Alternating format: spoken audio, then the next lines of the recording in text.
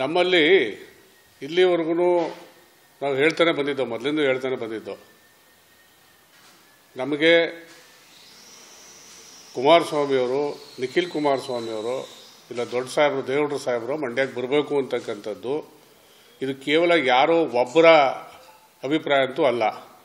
ನಮ್ಮ ಜಿಲ್ಲೆಯ ಎಲ್ಲ ನಾಯಕರುಗಳು,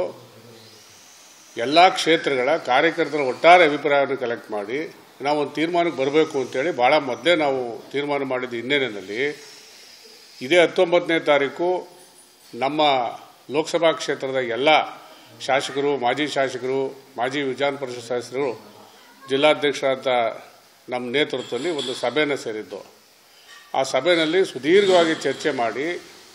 ನಾವು ಯಾವುದಾದ್ರೂ ಅಭ್ಯರ್ಥಿಯನ್ನು ಪಕ್ಷದ ಮೇಲ್ಮಟ್ಟಕ್ಕೆ ಹೊರೆಯಾಗೋ ಬದಲು ನಾವೇ ಕೂತ್ಕೊಂಡು ಸಮಾನ ಮನಸ್ಕತೆಯಿಂದ ಒಂದು ಅಭ್ಯರ್ಥಿಯನ್ನು ಕೊಡಬೇಕು ಅಂತೇಳಿ ತೀರ್ಮಾನ ಮಾಡಿ ಅವತ್ತು ಕೂತಿದಂಥ ಸಭೆಯಲ್ಲಿ ಪ್ರತಿಯೊಬ್ಬರೂ ಇಲ್ಲ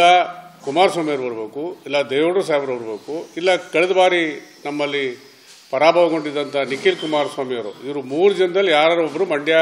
ಲೋಕಸಭಾ ಕ್ಷೇತ್ರಕ್ಕೆ ಬರಲೇಬೇಕು ಅಂತಕ್ಕಂಥ ಒತ್ತಾಯದ ಒಂದು ನಿರ್ಣಯವನ್ನು ಮಾಡಿ ಪಕ್ಷದಲ್ಲಿ ಎಲ್ಲ ನಾಯಕರು ಸರ್ವಾನುಮತದಿಂದ ಅದಕ್ಕೆ ಒಪ್ಪಿಗೆ ಕೊಟ್ಟು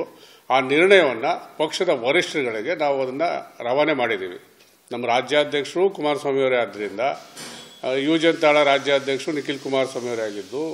ರಾಷ್ಟ್ರೀಯ ಅಧ್ಯಕ್ಷರು ದೇವೇಗೌಡ ಸಾಹೇಬರೇ ಆಗಿರೋದ್ರಿಂದ, ನಮ್ಮ ಜಿಲ್ಲೆಗೆ ಅವರ ಅವಿನಾಭಾವ ಸಂಬಂಧ ಇರೋದರಿಂದ, ಅವ್ರನ್ನ ತುಂಬ ಪ್ರೀತಿಸುವಂಥ ಜನ ಈ ರಾಜ್ಯದಲ್ಲಿ ಅತಿ ಹೆಚ್ಚಿನ ಜನ ಮಂಡ್ಯ ಜಿಲ್ಲೆಯಲ್ಲೇ ಇರೋದ್ರಿಂದ ಈ ಕ್ಷೇತ್ರಕ್ಕೆ ದೊಡ್ಡ ಸಾಹೇಬರು, ಕುಮಾರಣ್ಣವರು, ನಿಖಿಲ್ ಕುಮಾರಸ್ವಾಮಿಯವರೇ ಬರಬೇಕು ಅಂತಕ್ಕಂಥದ್ದು ನಮ್ಮೆಲ್ಲರ ಒಟ್ಟಾರೆ ತೀರ್ಮಾನ ಆಗಿದ್ದು, ಆ ತೀರ್ಮಾನವನ್ನು ನಿರ್ಣಯ ಮಾಡಿ ಆ ನಿರ್ಣಯವನ್ನು ನಾವು ಕಳಿಸ್ಕೊಟ್ಟಿದ್ದೀವಿ.